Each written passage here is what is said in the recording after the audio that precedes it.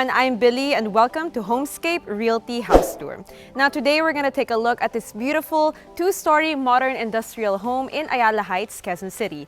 But before anything else, please click subscribe, check out our social media accounts and our website, that's homescaperealty.com.ph. Now that we have all of that out of the way, it's time to begin our tour. Now, the first thing that you're gonna notice about this house is that it's so quiet here. Possibly because it's located in one of the premier subdivisions in Quezon City, and it's also near a lot of malls, hospitals, and schools, so sobrang okay yan. Now, this house has a frontage of 17 meters and is oriented facing northeast. I don't know about you guys, but facades of houses are really important to me. I want it to be attention-grabbing, and this facade of this house is exactly that. Not only is it modern and clean, but it's also classic and elegant as well. Now, upon entering the gate to the carport, we will be greeted by this luscious landscape garden, and you can see the open area surrounding the sides of the house as well.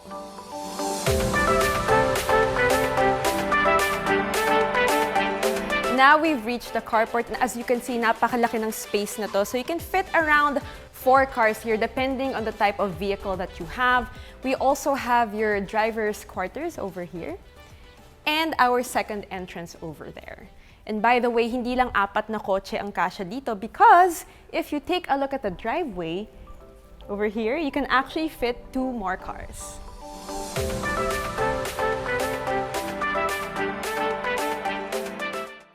And you know, another thing I like about this house is pagpasok mo pa lang, talagang presko na because of the high ceilings. Alright, now we're gonna take a look inside the house, but first you're gonna be greeted by this massive double doors. Ito yung main entrance natin, and it is made of solid narrow wood with metal handles. And a good feature about this door also is that it has glass viewing panels to let some natural light in, and also for added security para makita nyo kung sino yung nasa labas. Alright, it's time to check out the inside of the house. Let's go in! And welcome to your new home.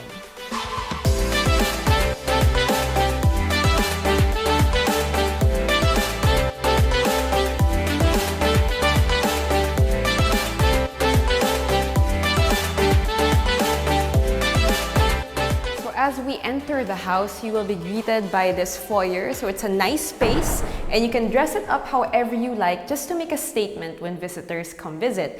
And if you look up, we have a cove ceiling design, and it also has those wooden panels that you will see all throughout the house. Now, if we walk over here, a few steps from your foyer, you have your main living space. This is gonna be your living room, and it's so big, it's such a huge space, and sobrang maaliwalas dito.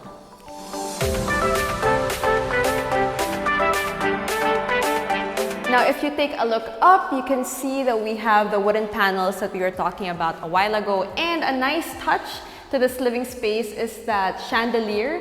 So I don't know about you guys, but it's giving me that modern Filipino vibe. So a nice, addition to this living space. Another great thing about this house is that it's very airy, very breezy. In short, sobrang presko. And syempre sa living space, to add to that sense of presko, meron din tayong provision for split type air conditioner.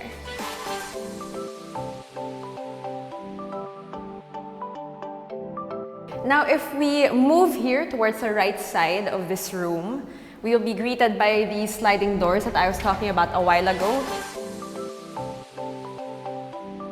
You open them up, and it will lead you to your multi-purpose room.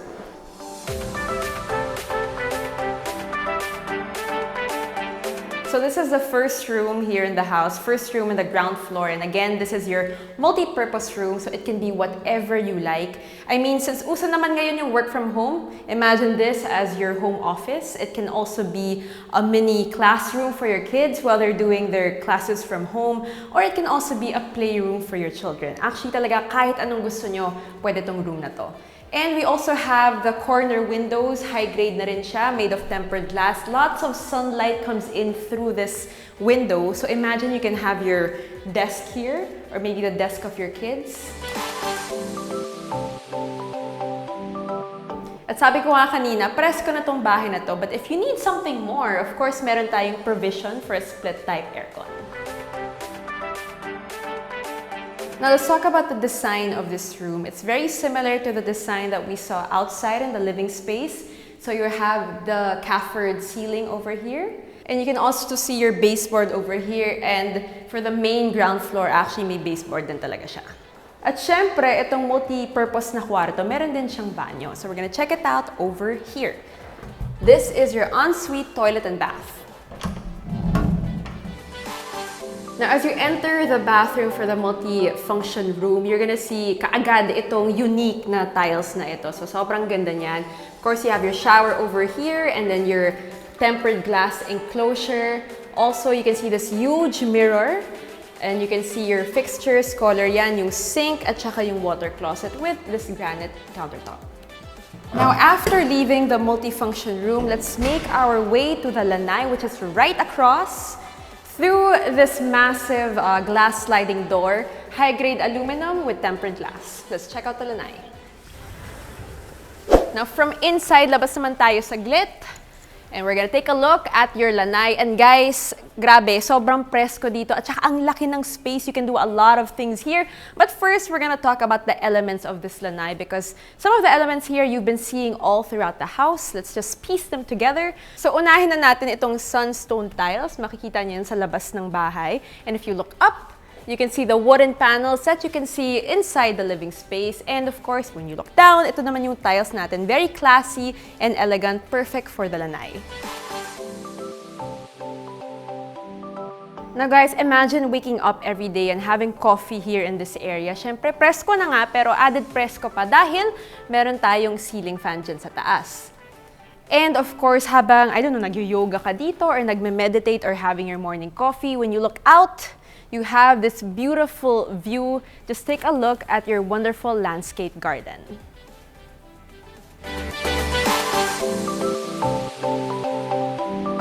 You know what guys, I live in a condo, so I don't really see a lot of greenery. I don't have a garden in my house. So this is just an amazing sight, just an amazing view. Take a look at all the plants that you have over here. So I'm sure lahat ng mga plantito and plantita dyan rejoice because this might just be your next garden or your next project. Now you can also put a pool over here. And if you have a lot of guests coming over, you can set up some tables, some chairs, and maybe have a party. Why not? And over there, of course, para hindi na kailangan pumasok yung mga guests nyo sa loob ng bahay, you already have your own bathroom. So I think one of the themes also for this house is they have very unique tiles for their bathrooms. As you can see dito sa banyo na to, we have a monochromatic themed tiles on your left side. You have this huge mirror, of course, your shower, water closet, and then your sink. So a good space for an outdoor bathroom. Alam niyo, ang ganda talaga ng tiles dito sa banyo na to. Anyway, pagpunta naman natin dito, this can be your laundry area over there. Siyempre, hindi namin mapapakita kasi hindi pa siya masyadong ayos. But yeah, that is your laundry area and your drying area. Alright, now we're gonna go back to the house, inside the house again. Let's take a look at your formal dining area. Now, from the outside, balik naman tayo sa loob ng bahay and we are stepping into your formal dining area. So this area right here is your formal dining area. And what I like about this, it gives a very homey vibe. So perfect if you have guests over or you have family gatherings. You can have everyone here because this space fits a 10-seater dining table. Now let's start with the elements that you can see in this room. First up, over there, when you look up, you have the wooden panels again. You can see all throughout this house, as I've been mentioning again and again in this video. And then we have this modern Filipino chandelier with nice ambient lighting. And also, napaka-presko dito, lots of natural light because you have 1, 2, 3 sources of light from the glass sliding doors. And ako, ang gusto ko talaga yung mga wooden floors. Kaya ito, Sobrang ganda niya kasi nara na yung floors niya. So, nag-iba yung flooring natin dito sa dining room. And over here, syempre pwede tayong maglagay ng buffet table. You can place your food here for your guests to easily get. And you have a provision for a split-type aircon. Now, from this formal dining area, let's make our way to one of my favorite rooms in the house, the kitchen. And before that, before we enter, ang maganda dito is may frosted glass ka, so it's added privacy then. Okay, now let's check out the kitchen.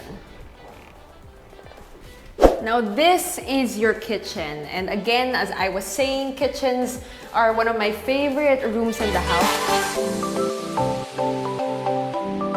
Now guys, as I was saying, grabe ang laki ng kitchen na to, and I'm sure that this can be a dream kitchen for anybody, especially those who love to cook and love to entertain. Kasi tignan mo naman yung counter space, ang dami talaga. Now talking about the countertops, these are quartz finish, and this little island right here, this can be your breakfast nook as well.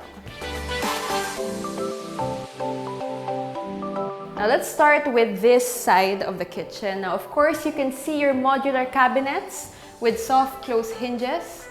Bawal mag-ingay, very quiet. Siyempre, pwede kayong maglagay dyan ng kung ano-anong mga rekado or mga pagkain, lalo na pag madami kayong bisita or may mga bata kayo sa bahay, diba? They can put their snacks there. And of course, you have your countertops as well over here. And take a look at this backsplash tile. Again, very unique and adds a bit of texture to the whole kitchen, especially when you pair it with this. So, nagkakaiba yung mga elements niya. Now, let's take a look at your cook hub. So, syempre, magluluto-luto kayo dito. You have your range hood over here. And of course, meron na siyang kasamang oven. And as you can see, we still have more space over here. So you can put maybe a trash can inside, mga panglinis nyo ng kitchen nandiyan. And then if you go over here, ready na ba kayo? Sa mga sekretong tinatago, ito na ang pantry. So yan, ito yung main pantry natin. So if the other spaces, you can put food dito, more food, more snacks. So it's very, very big, lots of space to put whatever you want.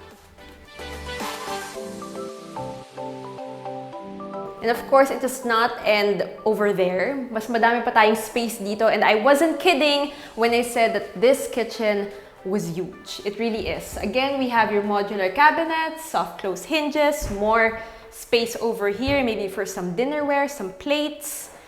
Meron din tayo dito. Ito naman pwedeng lalagyanan ng mga spoons, the cutlery, your forks. And syempre, importante sa kitchen, your under-mounted sink. So what I like about this is very seamless siya. It also has your chrome fixtures. So it looks very sleek, matches the whole aesthetic of this kitchen. It also has additional lighting over here. So let's say you're chopping some onions or some vegetables. Syempre, meron kang ilaw dito. And if you look over here, this can be space for your refrigerator. So now that we're done with the kitchen, let's head on over to where the, hindi ko naman sasabihin na real cooking, pero heavy-duty cooking happens. But before that, notice your frosted glass again over here para naman may privacy. And now let's take a look at your auxiliary kitchen or your dirty kitchen. One of the most exciting parts of the house, itong auxiliary kitchen or dirty kitchen kasi nga sabi ko nga, diba, dito nangyayari yung heavy cooking. So here, it's a nice space. You have a window over here and this door which leads you to your laundry area or drying area. We have your sink, again seamless na naman siya with your chrome finish. Lots of storage space for all the stuff that you need for cooking for the kitchen. You have your range hood and you have your gas range, also very important. Nice countertops, and you'll notice may continuation from that main kitchen. Nandito rin yung backsplash tiling na napakaganda. And to the right side of the room, this is your maid's quarters. Now this is your female staff quarters. So as you can see, okay siya na space. You have a fan up in the ceiling and then you have your cabinets as well for ample storage. You have your bathroom at the end of the room, a nice big window for additional light and natural airflow, and this bunk bed for them to share. Now, from the back of the house, punta naman tayo sa main staircase. Guys, let me show you this work of art. So this is such a beautiful staircase. It's made of Nara, of course, with a Nara handrails. And you can see na meron siyang additional lighting, just to light your path as you make your way upstairs. There's a small window over there just to see carport and additional lighting and airflow as well. So from the living space, na medyo classic yung design ng wooden panels sa ceiling, ito naman, parang ito yung focal point pag akyat mo dahil nga geometric shape siya. And of course, let's not forget the chandelier na parang modern Filipino yung vibe. Now let's make our way upstairs. Come with me.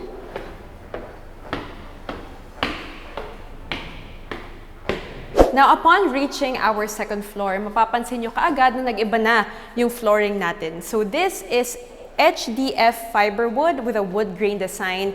And the thing about this kind of flooring is kapag nabasa siya, hindi siya mag-warp. So very long lasting. Now, let's talk about how this whole space looks like. And grabe, if you guys could just see the natural light that is coming through all the windows, especially that massive window right in front of me. And we actually saw that when we were in the living room. Now, let's talk about the space, all right? So this floor, the second floor of this house, it has 4 bedrooms, 1 family room, and a place to store your linens, aka a storage room. Siyempre, parehas din natin makikita yung wooden panel design dyan sa ceiling. So you can also see it over there in the living space. And now let's start with our rooms. This one right here. Open up this massive, this huge glass sliding door. And welcome to your family.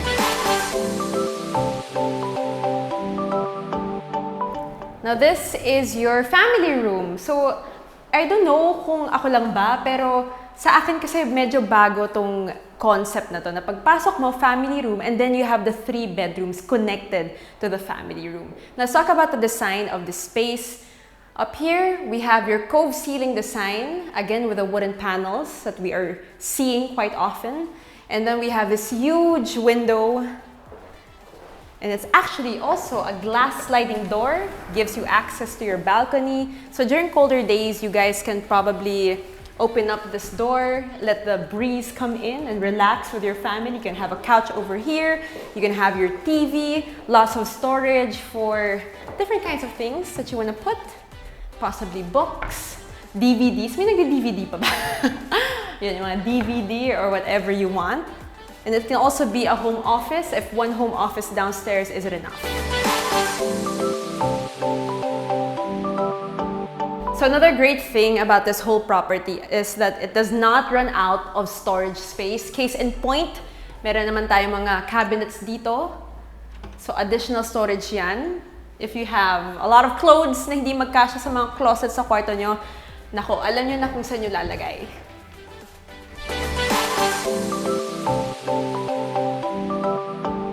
Now, as I've mentioned, this family room connects to 3 rooms. And we're gonna start to look at bedroom number 1. Let's go. So here you have bedroom number 1, and really it's such a good amount of space, nice airflow, lots of natural light. You can see you have 3 windows in this room, one over here, and the other one over there, and the last one, the biggest one, right here. Now, if you take a look up, we have your CARPORT ceiling. Again, we've been seeing this in majority of the spaces in the house. And you also have your baseboards, common theme in the house. And this is what I love about bedrooms, walk-in closet.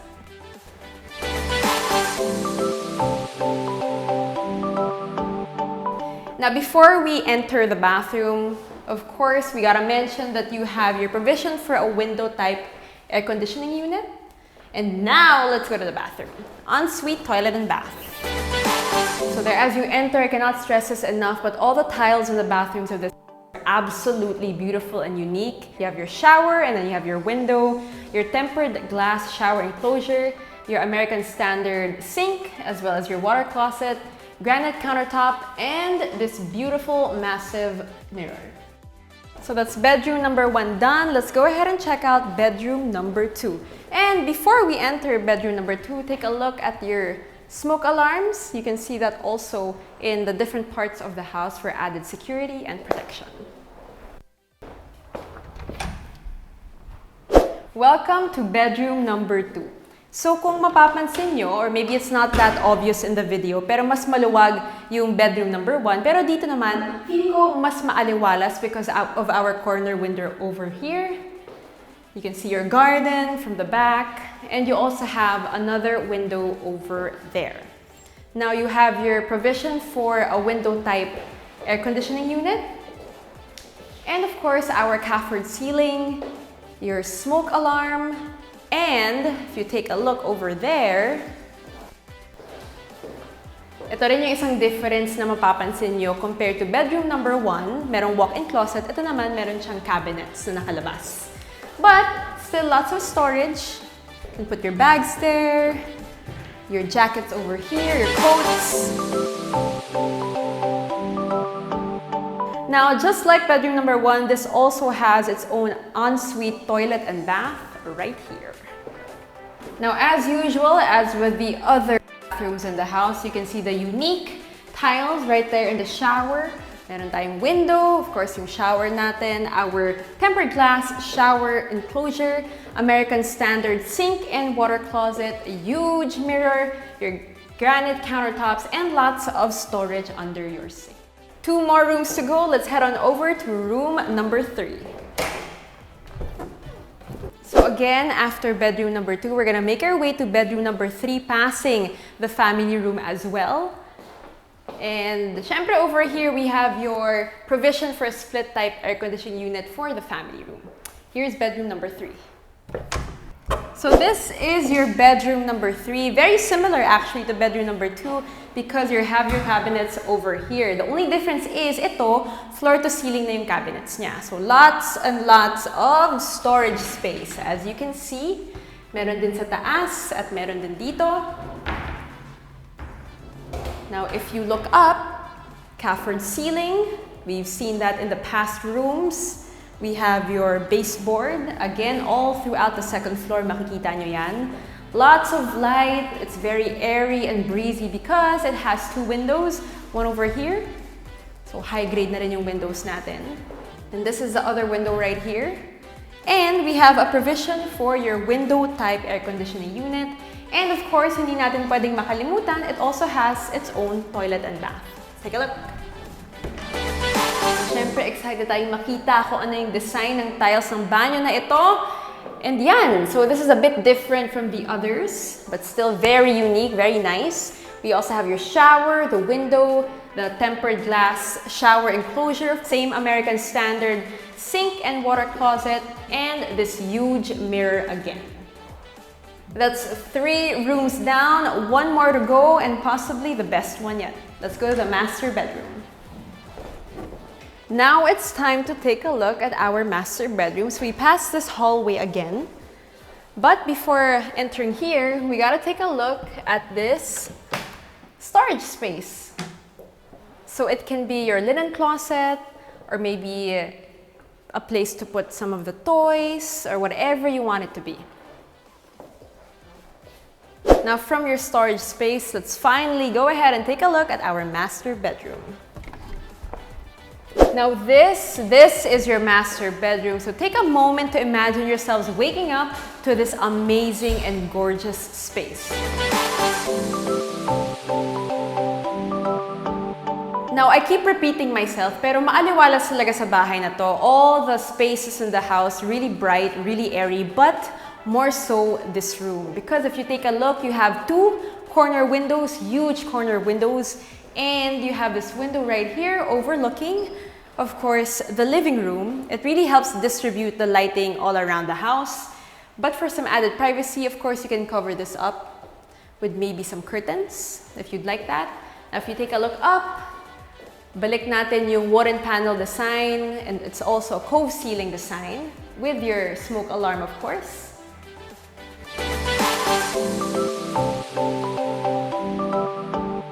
And of course, you have your provision for a split-type air conditioning unit. Just imagine the space as yours. You can put your bed over here, possibly, your TV over here. You can put a small couch over there, and maybe an office desk, or a small desk, a vanity table if you want over here. And like all the other rooms in the house, syempre itong master bedroom, it comes with its own ensuite toilet and bath, and this is what I'm excited about. Let's take a look. Na alam nyo, pagpasok nyo, grabe ang laki nitong master bathroom natin. You will have this space for your toilet, meron din siyang tiles. So unique na naman yung tiles natin, and you have frosted glass for privacy. To your left, we have these mirrors that also double as your closet. To the right, meron na tayong mirrors, seamless ang mirrors, and there are also additional storage space where you can put your other toiletries. You have double vanity sinks, granite countertops, and storage under your sinks. Now we have this amazing bathtub. Now imagine just unwinding after a long, stressful day, hopping in the tub, playing some good music. And over here, we have your shower. Again, it's enclosed. Makeup space for you. You can put your jewelry, your makeup. And here, you have your walk-in closet. Overall, this is such a great space. Malaki talaga siya. Lots of room.